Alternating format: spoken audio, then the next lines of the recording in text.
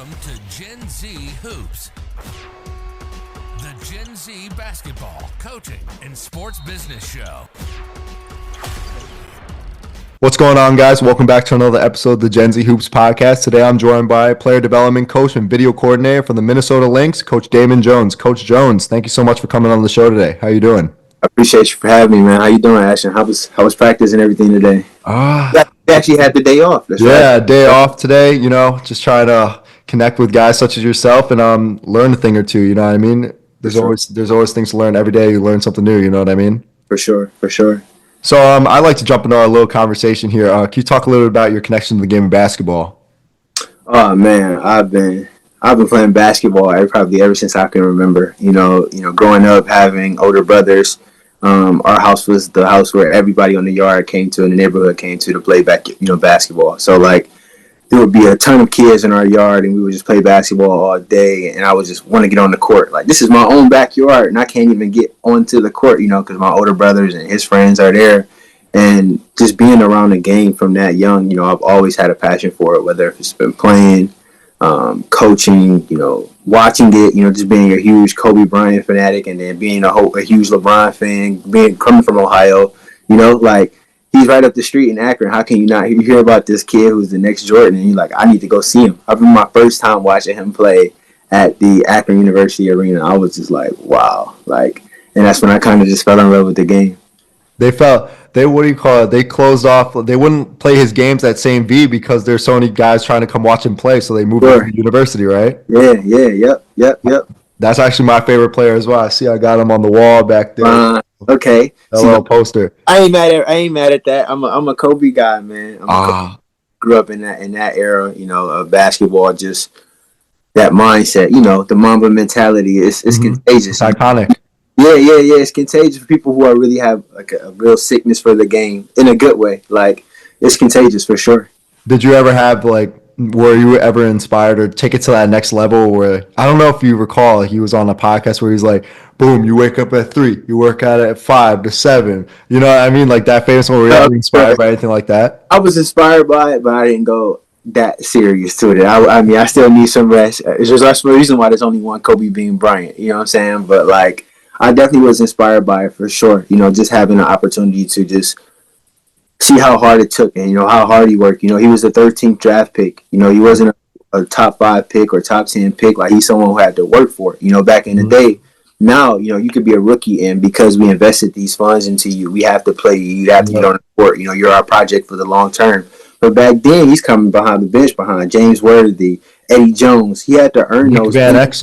Nick Van Exel on that squad. He had to earn those minutes. Even though his dad did play in the league. You know what I'm saying? Jelly Bean. He had to earn it. And that's why his journey is more relatable to mine. I feel like I always earn everything that I've had to do, no matter what it is. Just outwork no matter what it is. So let's talk about your high school career. At what point did you see your game start to take that next jump where it's I could play at the collegiate level?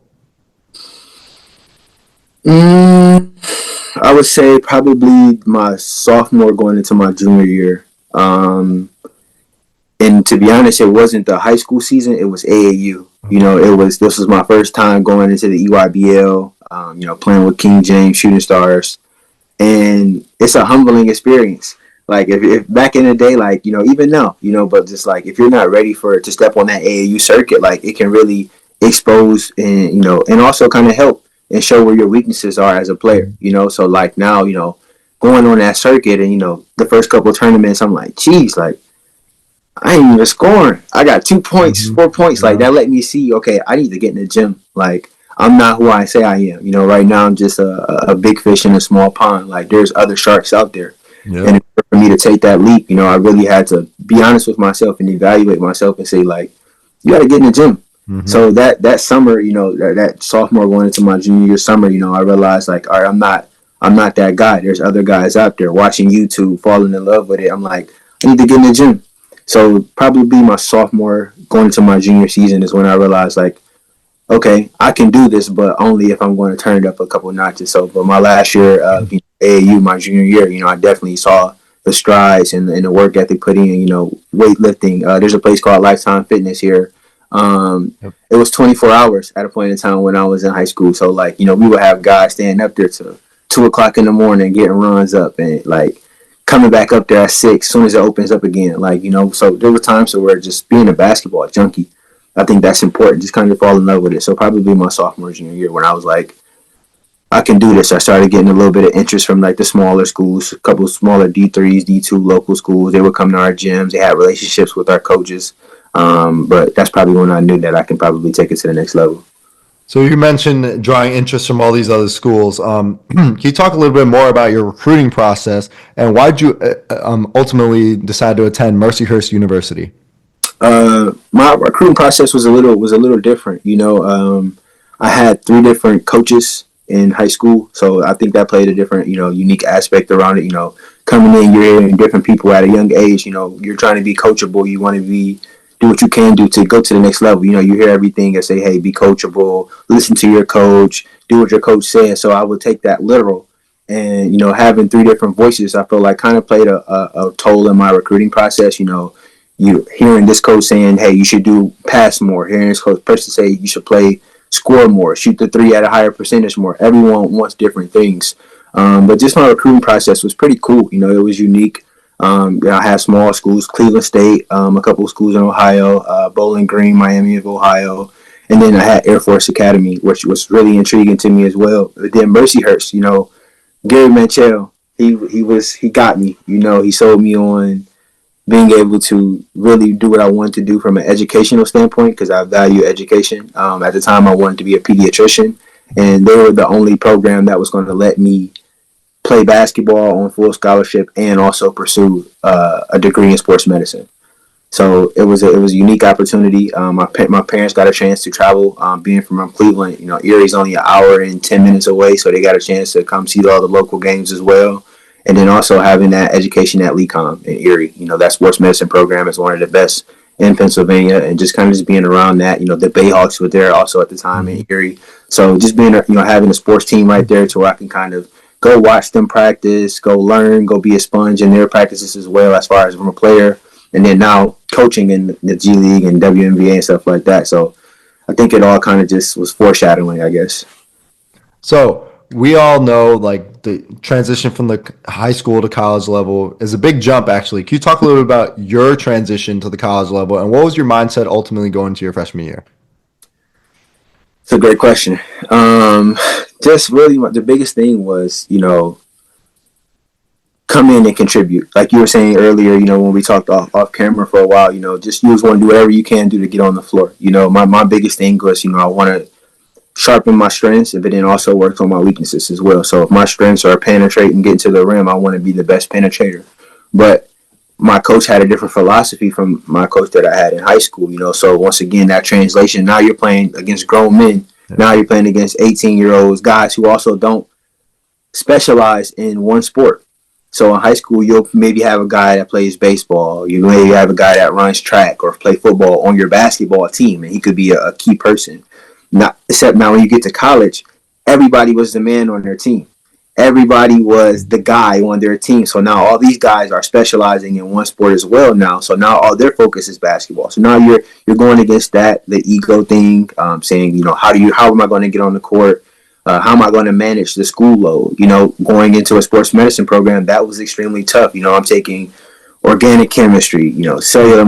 It was crazy. It was crazy, the workload, and missing class on Tuesday for a Thursday game because you got to get on the bus Wednesday, and now I'm trying to catch up with labs. So I think that was just the biggest transition, time management, valuing what's important and balancing what's important to me in my life as far as social, sports, everything, But I would say the biggest thing is just coming in from my high school to freshman year transition was just outwork people.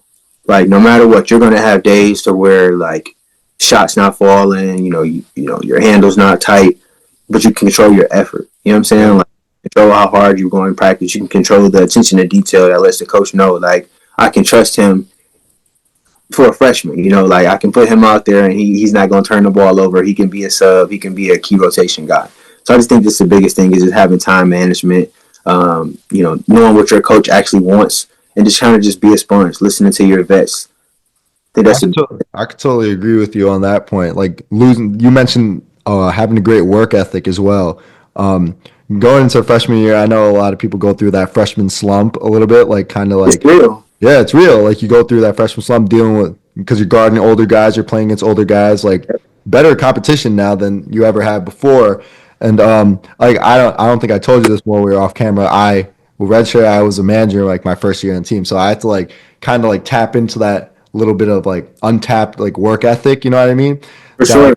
like take it up a notch. Like even and it carries over even to this year. Like it's something I've always had since I was younger, but I just needed to like take it up a notch. Like you can always like you mentioned Kobe Bryant, take it a step further and Correct. tap into something even more that you can push and accomplish at the end of the day. I So mean, you kind of hit it right there. Like once I realized, like one of my vets told me this my freshman year. You know, like you don't get better in practice. Like practice is the mandatory. Practice is what you're there to do. It's what you're. You know, I have to show up no matter what. It's your job. What you do outside of your job, what you do outside of practice, is how you get better. That's where you create the separation. You know, you probably get maybe a total of 20 shots in practice, going yeah, up exactly. down 5-on-0, 3-on-0, position stuff. You know, there's other guys in line getting reps. You know what I'm saying? Yeah. Stationary work, whatever. And then that's it. So are those 20 shots enough? No. Are those 10, you know what I'm saying? Like, there's no way to create separation between you and the next man, especially if you're trying to claw for them. You know, like Yeah. so you just kind of have to do stuff outside of practice. You have to do stuff on your own because that creates that separation. You know. I was in the gym actually the other night at like midnight last night. A lot of people like make fun of me like for like it's like funny jokes here and there about like, oh Sure. yeah, Ash is always in the gym, like, oh yeah, Ash, you know this detail about the gym, like stuff like that. A lot of like for a little laugh or so. I take it as like a compliment because I think I do have a good work ethic, but like yeah, a lot of people might think I'm a little crazy that I was in there at midnight, but who cares what they think, you know what I mean? No, for sure, bro. For sure. It doesn't matter. It doesn't matter. So let's get into your accolades of your collegiate career. You were the champion.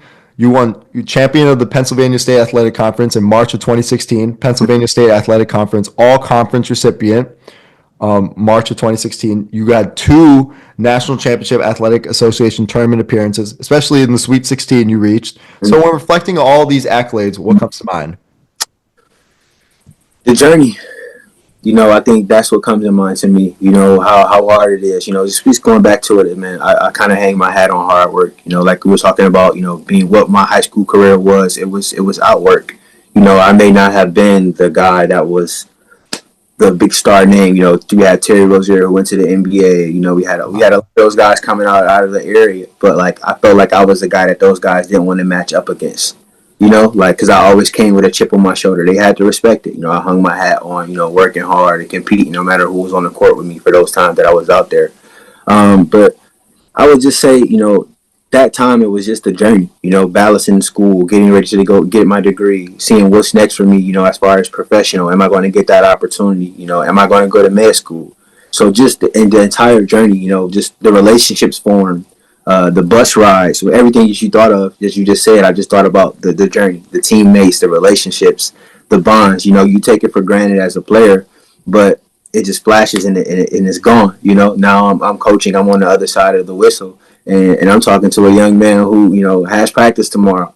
Like, enjoy it. Don't take it for granted. Like it all goes so quickly. But I think when you talked about that, I just think about the journey, the relationships, the brotherhood, the bond, the trials, the adversities, the practices. Like I miss it. Just that feeling, like going there every day, and the inside jokes with your teammates. Like Yeah. everything that you just talked about. I think that kind of played a part to the accolades. Our relationship was so great off the court that it translated on the court. We spent so much time together off the court. On the court, we can hold each other accountable because I know that it's coming from a place of love and accountability. You mentioned not being one of those big marquee names on your squad, and it kind of made me like think about Jimmy Butler quote. Actually, he's like, "I'm a big Miami Heat guy," but and I know Okay. there's a little drama going on there, but it made me think Yeah. about it made me think a little bit about one of his quotes. He said, "I might not be one of these household names." I'm like paraphrasing it, of course. I might not be one of these household names. I might not be like one of these guys like LeBron or like any of these other guys. But when I go against these guys, I want my name to be held in the same category with them. I Correct. want when I'm mentioned in the same sentence with them, and when these guys hear my name, I want to be like that guy could go when they think about me. So that's what it Correct. made me think about and connecting to your point there. No, So sure. let's talk about your professional career. At what point did you know that you wanted to pursue a career in professional basketball? Probably ever since everybody says since they were a kid, since they were a kid. But like, I never really had aspirations of going to the NBA. This is going to sound weird, but Really? like, I always knew I wanted to be a pro. And I remember I was in like sixth grade or seventh grade, and I'm in our computer class, and I'm on YouTube, and I'm watching a Brandon Jennings highlight tape. Like, I don't know if you remember He Brandon was Jennings cold. when he was at Oak Hill, but I remember the highlight tape, and that summer AU highlight tape. It made me fall in love with the game. You know what I'm saying? Like, the way that seeing an undersized guard move like that, play above the rim, crafty, like he's swagger out there. Like, he's getting a lot of slack now because of his Tatum take, but just seeing that Brandon Jennings, that highlight tape, it made me fall in love with the game. Like, so probably then, watching that, I'm like, I need to take this serious because back then, you don't get a chance to really see guys from California unless you're on that circuit. Like, seeing a guy like Brandon Jennings, I'm like, wow, he's really good. But I knew I wanted to be a pro probably starting around like seventh grade. Just from that moment, then I was like, wow, I can really do this. And then one of the times where I actually thought it was going to really be a reality was my senior year of college when we made that last run. Winning a championship. I started to have some agents reach out here and there, some smaller agencies reach out here and there. And the further we went in the NCAA tournament, my phone kind of got hotter and hotter.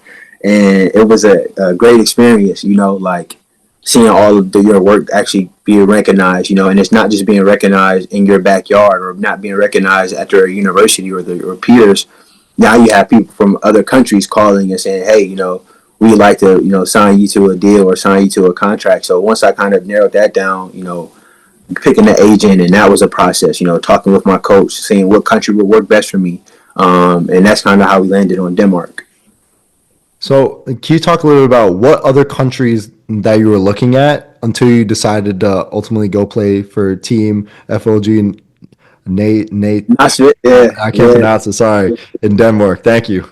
Of course, of course. A lot played into that process. My coach Gary Manchell, he's put me with the agent that we all kind of trusted, and that he sent players to it as far as in the past. But the biggest thing was style of play and the country, and that was the biggest thing. He wanted to make sure I didn't go to a place where the main focal were big men, and you're playing inside out, and now everything. He also didn't want to make sure I went to a country that I was going to get paid on time. That had a great reputation of treating their Americans the right way. Living situations, food, everything. So all that kind of played into a situation. But I had a few other countries when I first originally came out. I want to say I had London. I want to say Sweden, and maybe like one other like smaller country like Luxembourg or something like that. And we chose Denmark because for one, it was the top league, and my coach told me the fastest way to kind of climb and see where you are. He knows me. I'm an ultimate competitor. Like to see where you are on the food chain and to climb that professional ladder, so where you hear these guys getting these crazy contracts is to go get a top league on your resume. So rather me go to a lower league and have these crazy stats, but it doesn't translate to winning, or they say I'm not playing against anybody.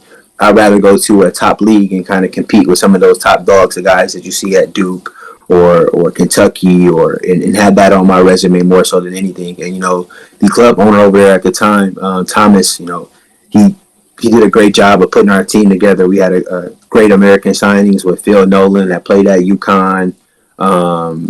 We had a couple guys. We had Pat that played at Detroit Mercy. We had Dion that played at Northern Iowa. I'm sorry, we had Northern Iowa. So we had some really good Americans on our team that was really put together. So that's that entire process. The money, the food, then this opportunity to play in the top league versus some really good competition was the main reason why I went to Denmark. Do you remember like a specific moment from your first year as a pro? Like how they have like a welcome to the NBA type of moment? Do you have one of those? Sure. It was practice. It was my, I want to say not my first practice or second practice, but it was one of my first or second practices. For one, my coach was this Serbian guy named Milan, and he was no nonsense, rarely spoke any English. But one of my teammates who was actually Danish, like, everyone has this stigma of those guys can't play over there. Like, no, those guys are some hoopers. Like, and the Europeans over there, they take pride in that, and they take pride in when we come over there to say no, like, they're going to earn everything that, that takes place. But I remember our captain, his name was Philip Hurst.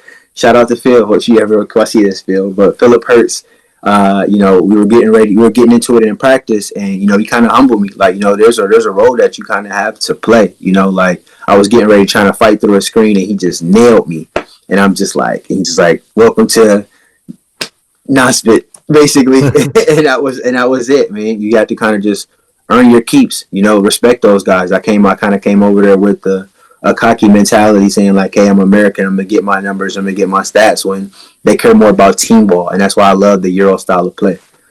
I can totally agree with you on that note. Like, I actually went to play in Greece when I was in high school with this program, Super League Athletic Academy. We played against like all like the U19 national teams, like Panathinaikos and stuff. Yeah. So all these guys see us coming in the gym with like, our like track suits, stuff like that. Think we're like hotshot Americans, and they want to kill us. You know what I mean? Correct. Yeah.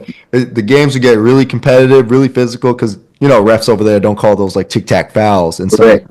But what's really stood out to me, like, we're all here trying to like dribble, do all this like dribble stuff, like get to the rim and like get yours, basically, when they're like dribble handoff. Yeah. Pin down, Spain players. Yes, Spain actions, like the craziest stuff. Yes. They run like zipper cuts, L cuts, you name it. Iverson screens, like all this different style of play. Like, it kind of blew me away. It blew me away, but also just like now as a coach, I love it. Just like everyone now, they throws that lift pass. If I'm if you're the guard and you're getting the paint touch and that guard is slipping out of the corner on a wing ball screen, everyone throws that shake pass, that lift pass, that lift to the guard coming out of the corner. That's a Euro play. Like, we're all getting that from that Euro style, and it's remarkable. I mean, that was one of the biggest things that I learned, that getting the ball moving, the teammates, and then also no defense in 3 seconds. Like, if you have a big that can't pick and pop, good luck. Good luck getting to the paint. If you're a small guard, getting to the rim, you have to get crafty, because those bigs are just camping there. Like, they're going to live with your big shooting. The higher the level you go up, they're going to play the scouting report. Of course. So you actually won the Danish Cup during your time in Denmark. You talked about the significance of that season and ultimately winning the championship. I mean, especially as a rookie, every dollar counts. So just that little bonus as far as, winning the Danish Cup was pretty cool. But just once again, the experience, that's things that go, for the memory bank for as far as when you get older and when you're done playing and you retire. Just those moments, being on the stage, holding up the cup and the confetti falling, it meant a lot, especially winning, coming from college winning. You want to keep that on your resume the higher you go when you play basketball. You're like, this guy whatever he does on a court, it obviously translates to winning. So that helped me get my next contract with the next team, because now, being one of those guys that won at the professional level, won at the college level, the next team that brings you in, they're going to say, hey, this guy has some winning attributes, whether if it's defending, rebounding, passing, scoring. There's something that he's playing a key role in doing, and his team is having success. We want that here. So that was my biggest thing, winning it with, other fellow Americans and hearing the pride. They've never won the Danish Cup before. So just being the first team to do that, it was special. Something I'll never forget.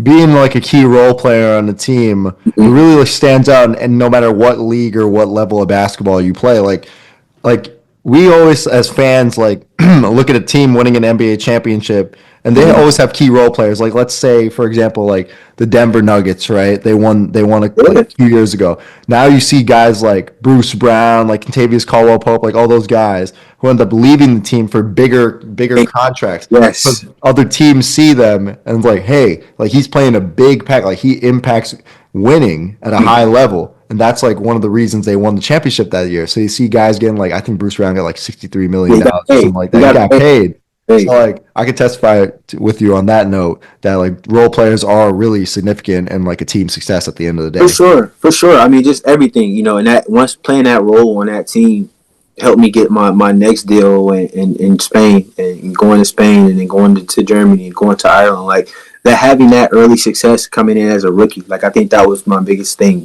just how can I do that? And then once I kind of figured out where I was on the pecking order, playing with these guys from, UConn and Northern Iowa and Detroit. It was like, okay, I do belong. That's the main thing. You have to fight those thoughts when you're playing with guys from different levels. It'll easily, penetrate your head, but you have to realize, like, you have to trust your work and say that I do belong. And that's the main thing. If you trust your work, everything will take care of itself. Like, and people will ask me all the time, like, do you get nervous? Like, and I'll be like, at first, yeah, but like now I didn't really get nervous because I know that I put in the work. I know that the reps equals why I have this confidence that I'm out here doing it and I belong where I belong. A lot of people always ask me, to go off your point there, like, why do you work so hard is like a question. You know what I mean? It's like everyone has like a different reason. It could be for like a lot of negative things happen in your life. So you're trying to like prove people wrong. That's one of the reasons I do it too, is like prove people wrong. But it's also like you love something so much and you want to prove to yourself that you can really achieve like all these things that you always dreamed of achieving. Like I always dreamed of playing college basketball. Now that I'm here, I'm like, okay, now I want to get on the floor. I want to play. So I want to push myself even harder. You know what I mean? For sure. I mean, that says a lot about who you asked, though, to be honest, man. Just redshirting, being a student manager the year before, and then now being on a team to where, like, you are going to have to force your peers to respect you and look at you at a different lens from going from manager to player. Because now you're a part of the team. The managers are always a part of the team as well, but now you earned the jersey, and now you're about to earn your minutes. So I just can't wait to see the progress in this story. I want to hear about it. I definitely want to hear about it. We may have to do a follow-up or something.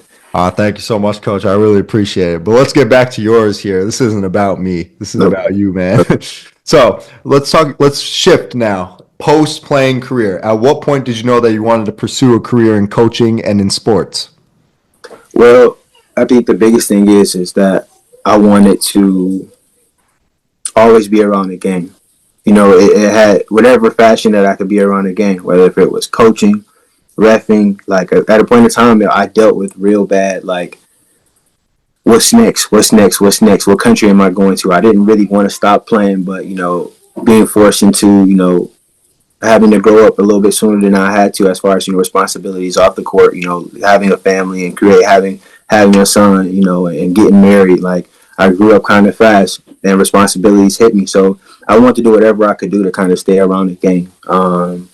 So when I got done playing, my last year was in Spain. I came home. I started training. That's the biggest thing. I moved to Michigan. My wife at the time she was living in Michigan with her mom while I was overseas playing, and our son was living in Michigan. So I moved to Michigan and I started training. And social media did a thing. I can't remember the kid that I was training. I want to say his name was, either Gabe Newhoff or Jacob Polakovich from Catholic Central. He ended up going to UND, and now he's playing in Denmark right now for the Bakken Bears. But working with this kid, and social media did his thing. One of the coaches ended up seeing it at one of the schools around there. It's a small 3-3 school called Hope College in Holland, Michigan. And they had a job opening available for assistant coaching position on their staff, and they were like, "Hey, would you be interested?" I went up there, did the interview, and I was excited. It kind of gave me an overseas vibe as well too, because for one, they gave me a house. So that's the biggest thing that most people, when they get done playing, they're so used to, having to find a place to live now and putting down roots. They gave me a place to stay while being able to coach college, so and still being around the game. So that kind of gave me that overseas fix to where, hey, I wake up, I go home, I'm still on campus, and I'm going to the gym, or I'm working out still as a player, playing pickup with the guys, just doing whatever I can do to stay in shape, but just shifting to a coach mindset. My first opportunity to get into the pro ranks, this story is crazy. I bought tickets to a Pistons game, and me, a couple of buddies, I wanted to go. I remember Luke Kennard played on the Pistons. He was a guy who from Ohio as well, so I wanted to go see Luke play. Hit him up. I'm like, yo, I'm coming to the game.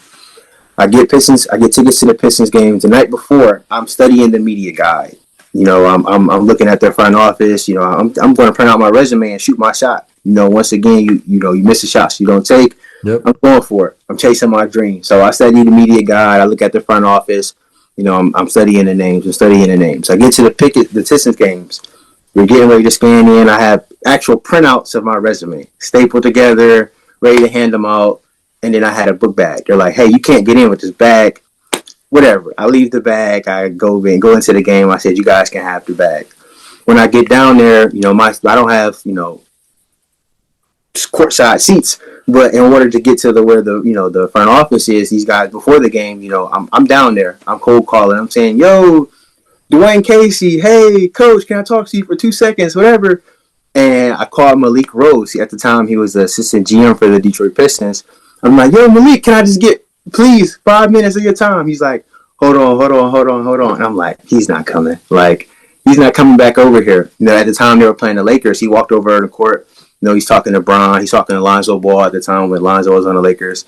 And the usher man at the time, who was like, hey, man, I like you. You got a good vibe to you. Like, I'm going to go get Malik for you. He walks across, and he goes and get Malik, and Malik's like, what's up? Do we know each other? And he basically was like, sell yourself in 2 minutes. And I told him who I was. I'm like, hey, I'm Damon Jones. I went to Mercyhurst. I played overseas for 4 years.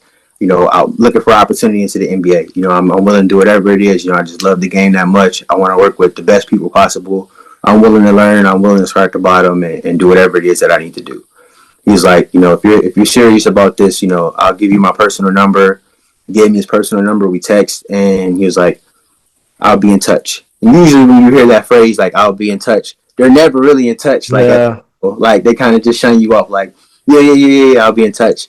He actually texted me a week later, and he's like, let's meet for coffee in an hour, if you can, if you're available. At the time, I don't live in Detroit. Like, I live in Grand Rapids, Michigan, and Holland, Michigan, where I'm coaching basketball. He's like, meet in an hour for lunch. I'm speeding. I get 2 speeding tickets driving down there to meet with him for like lunch and coffee at Starbucks. And we just would sit there and we'd be talking. He would just get to know me. And we did that about 3 or 4 times before he extended the opportunity for me to go to, Portsmouth in Virginia. And then, the NBA Combine and G League Showcase in Chicago to come here and just network for him and work for him and do little small errands. And then he finally gave me an opportunity to intern with the Pistons, getting ready for that summer league in the summer. So you mentioned being a basketball operations intern actually for the Pistons. Mm-hmm. What was your mindset at this point in your career after getting this position?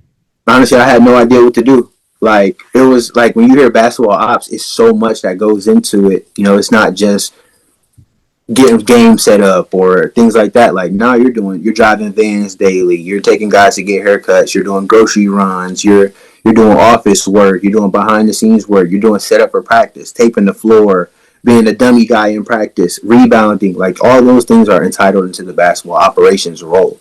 And being a young kid, also, having that mind, I didn't have the proper mindset to flourish in that role right away, until I had one of the coaches kind of say, like, hey, man, like, this is a fraternity.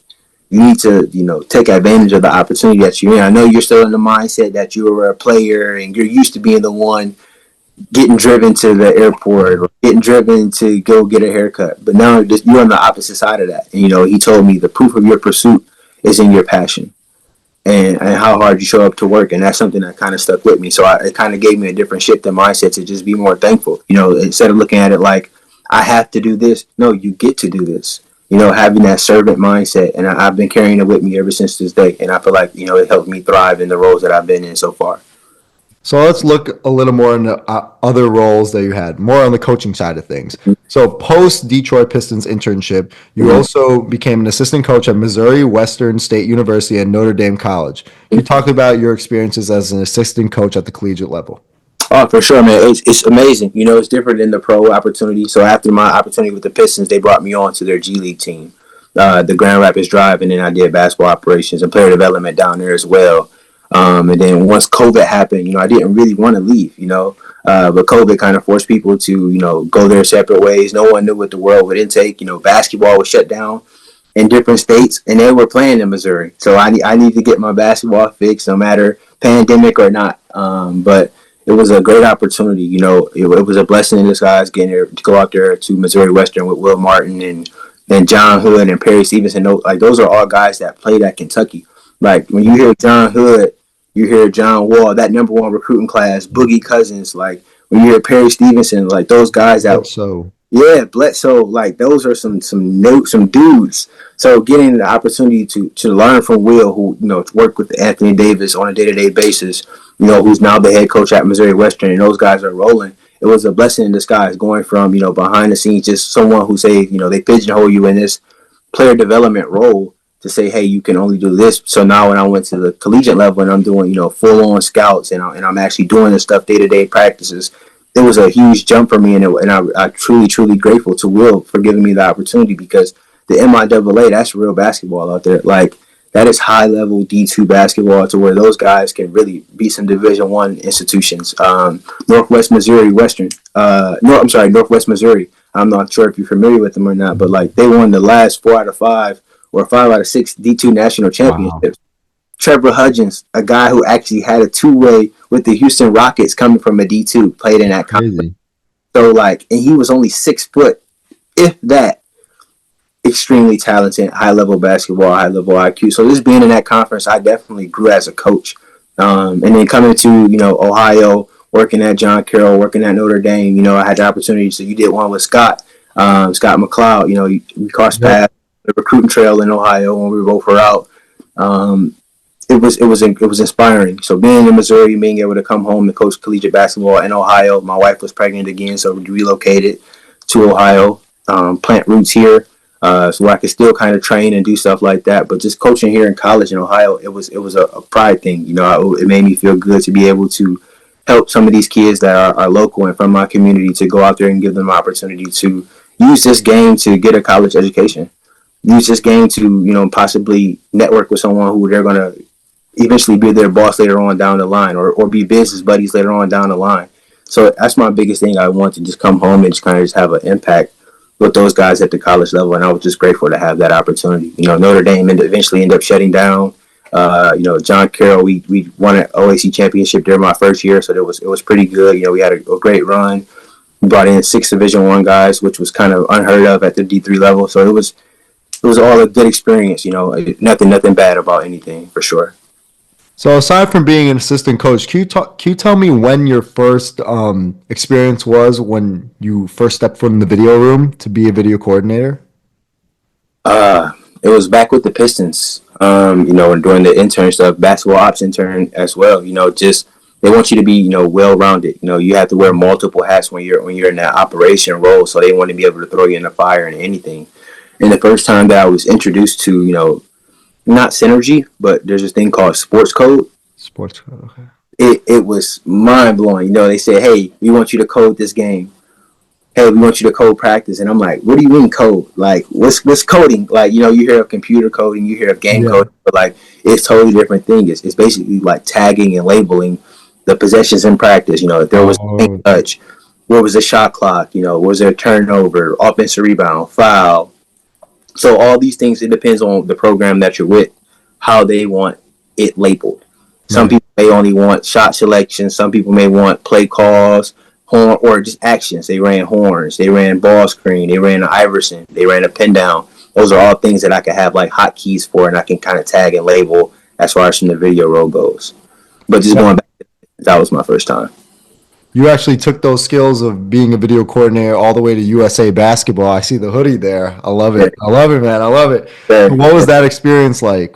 Oh man, it was surreal. It was surreal, because it's not just people just look at it and say, hey, you guys won gold, but they don't look up the build up. Like, we didn't just go to Paris and play and compete and say, hey, we're going to lay down and give you the gold. It was 3 training camps. It was, qualifiers before. It was tryouts. It was actually getting the team down.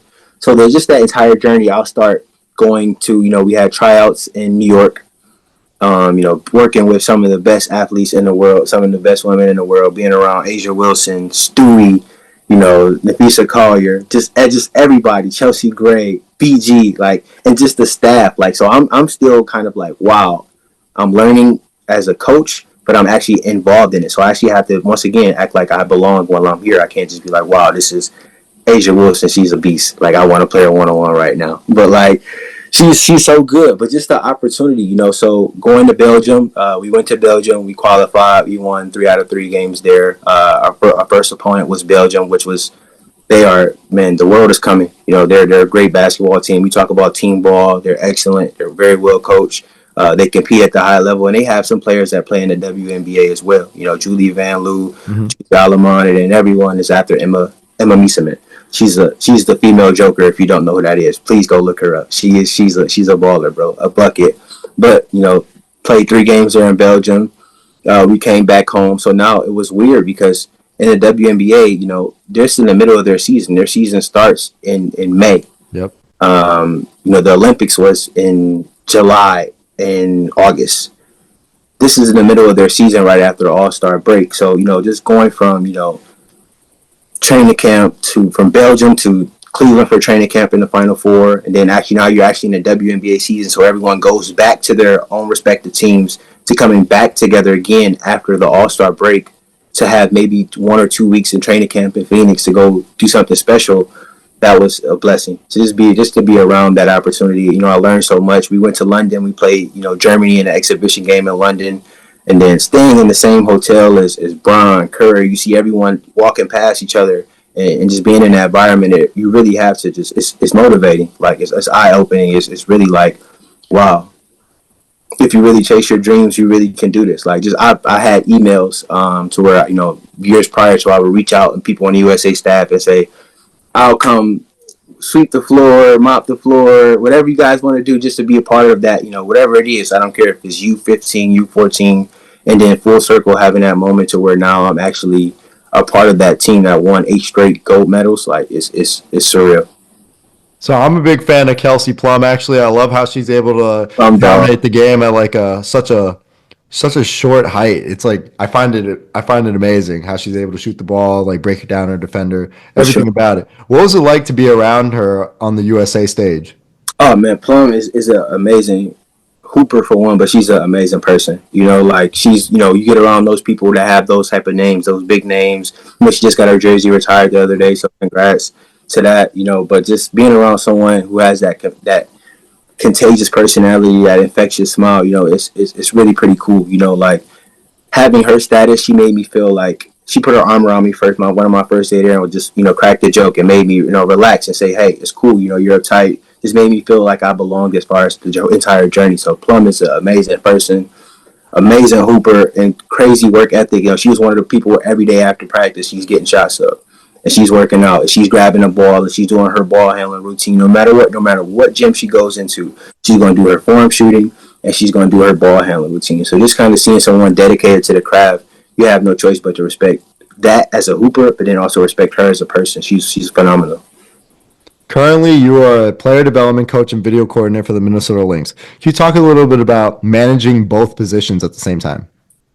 It was tough. It still is tough. Just having an opportunity to where, like, they've never had the player development position before. So, it was new. So having an opportunity to kind of carve out a role or have an impact in a position that they never had before, I wanted to definitely come and bring a little bit something to the table. I enjoy working with Nafisa Collier and Kayla McBride this entire season, every morning. Bridget Carlton, like, you have some people who are dedicated to their craft. And then while also doing the video, that was the tough part about it. Wearing those multiple hats, but like there'll be times where there'll be sleepless nights to where, hey, I'm coding a game if we have a scout that's one out the next day and we play this team the next day, but they played on a Saturday. I have to have that scout ready by Sunday morning at 7 a.m. So I'm staying up all night. I'm tagging, I'm labeling the game. I'm getting it ready for the coaching staff. But I also know, hey, I have Nafisa Collier on the court at 9 o'clock. I need to be ready for this. So it really kind of just showed, how dedicated I was. And you really have to be really locked in order to kind of just balance a role like that. And I appreciate Cheryl Reed for giving me that opportunity and trusting me because, when you're scouting, in the Minnesota Lynx organization, I'm in the back at halftime. I'm putting up all the halftime adjustments, the videos, what we need to work on, our turnovers. Hey, our low defender is late. She gives me all that responsibility, and I just appreciate it. It's a blessing, having that opportunity, and it's definitely something I don't want to take for granted for sure. What can you talk a little bit about? What is your training philosophy while working with all these players?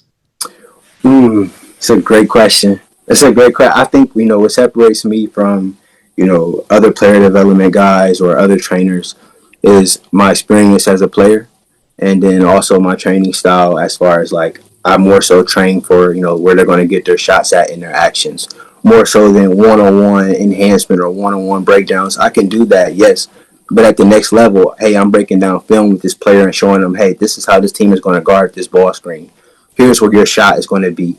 And then we would go out there and simulate that style of training. So if they're guarding ball screens, if they're icing on the wing, okay, hey, we know that we may have to hit the big in the pocket and then come back off for a DHO and get a shot. Or I may come back off the ball screen. I may ask for a rescreen. And I say, man, tell the big to flip it. If I want to get baseline, hit the big in the pocket, and now we actually get our paint touch.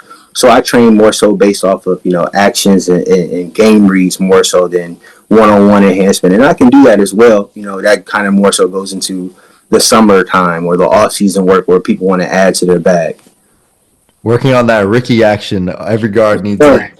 Yes, sir. Absolutely. Yeah, man. You always need a good Ricky action. We do that with our guards a lot at school. Like a lot of the forwards would come set it, re-screen, come off, doesn't get it. The big pops back to the ball, then that's a DHO right there for another shot right there.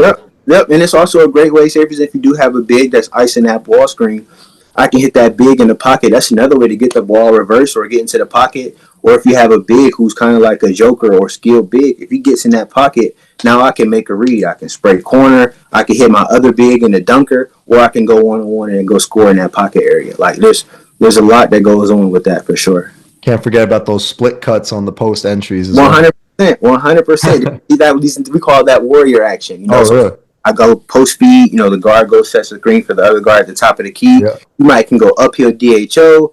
You might can go whatever, kick it back out. You can slip the screen off the split down the middle. Layup. Yeah, absolutely. Absolutely, for sure. So let's talk about the WNBA Finals run that you and the Lynx just went on this past season. Mm-hmm. Talk about the significance of that run and basically the season as a whole, please. Oh, man. The season as a whole was once again, it's the journey for me. I talk about it all the time, but, people say the journey is the reward. The journey is the reward. If you actually truly believe that, you will get something out of each and every day. And that's how you have to attack each and every day. Like, the journey is the reward. There is no win, lose, or draw. You don't know when you start the season in training camp if you're going to the finals or not. Right. So you have to attack every day with that finals work ethic. And I felt like this was a group who kind of, portrayed that, as far as from the coaching staff and the players, their relationships off the court, they showed that, every day they attacked it. There were no off days. Every day they were held accountable. Every day they put in work, and it kind of led into it. Starting in the beginning of the season, the year prior, I think they were. I want to say, I could be wrong. I know they definitely had a losing record. I think they were 19-21 or something like that, and they still made the playoffs and they lost in the first round.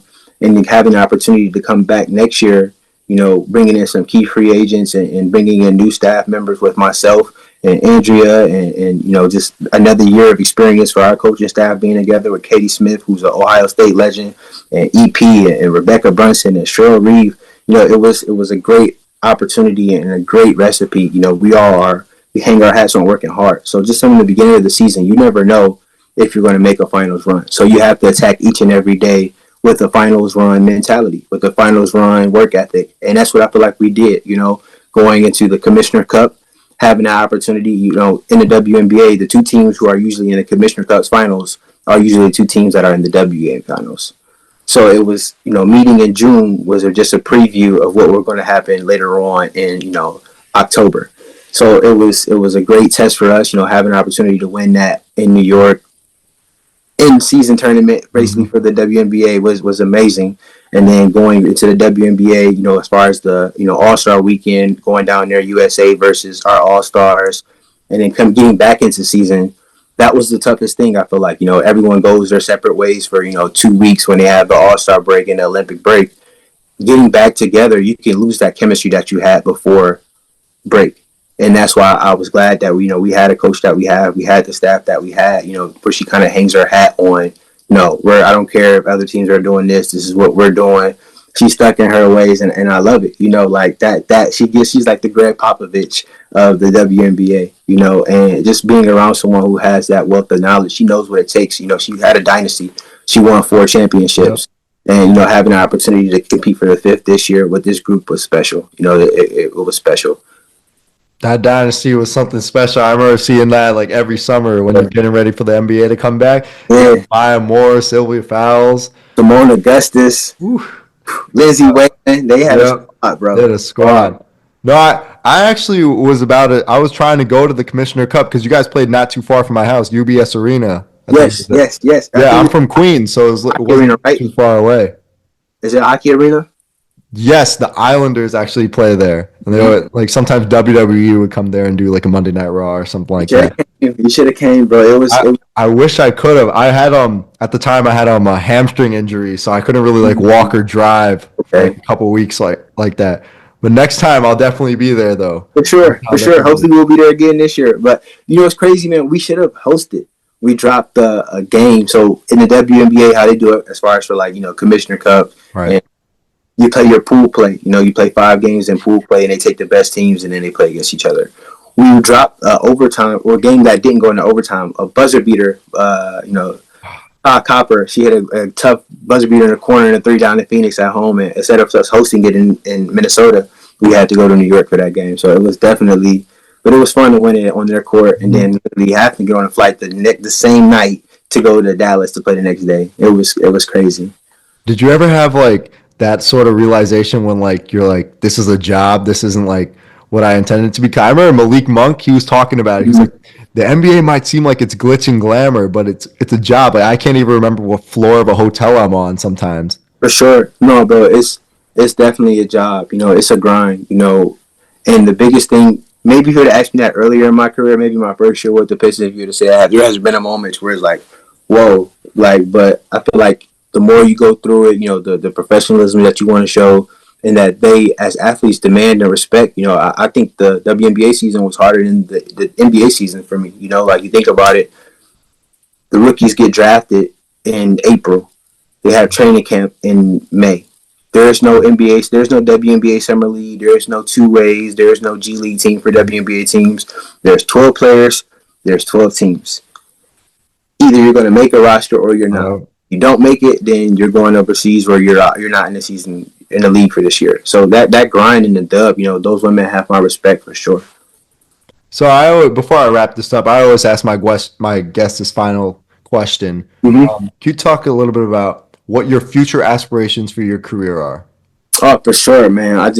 My goal is how I see myself is like a Phil Handy. I don't know if you know who Phil Handy is. 94 feet, right? 94 feet, yes, sir, man. I see myself as a Phil Handy, being an NBA assistant, working to be a head coach or a WNBA assistant, whatever, high level college. I just want to work with the best athletes possible, until I'm old and gray, winning championships on multiple different levels, being that buffer from a head coach to assistant coach until it's time for me to be, you know how important it is to have someone on the staff that you can relate to, that like, 100%. Hey, yeah, coach is trying to say this. I'm relaying the same message, but it sounds a little different, like it sounds different coming from me, but it's the same message. I want to be that guy. I want to be a Phil Handy type of guy, being on the court, demonstrating drills, staying young, competing, being around the game. I never want to be away from the game. You can be in that little Udonis Haslam role, like how he is with him. He's still getting low and guarding guys like Tyler Hero, and he's like 40, like 43 or something like that. That could be you, man. For sure, man. I just want to keep chasing the dream, bro. Like, keep chasing it no matter what it is. They try to say the ball stops bouncing, man. It stops bouncing when you stop bouncing it. So eventually, yeah, you may have to switch lanes, but you can always keep bouncing it, bro. Yeah, that's a good quote. I haven't heard that one yet. I like that one. For sure. I like that. Well, Coach Jones, thank you so much for giving me this opportunity today and coming on the show, and I wish you the best of luck going forward. Man, appreciate you, Ash. Thank you for having me, man. Appreciate it, man. Thanks for listening to Gen Z Hoops. Make sure to follow, like, and subscribe on Instagram, LinkedIn, and all major social media platforms at Gen Z Hoops. You can tune in and subscribe on Apple Podcasts, Spotify, YouTube, and every other podcast platform on the planet. Get ready for the next episode.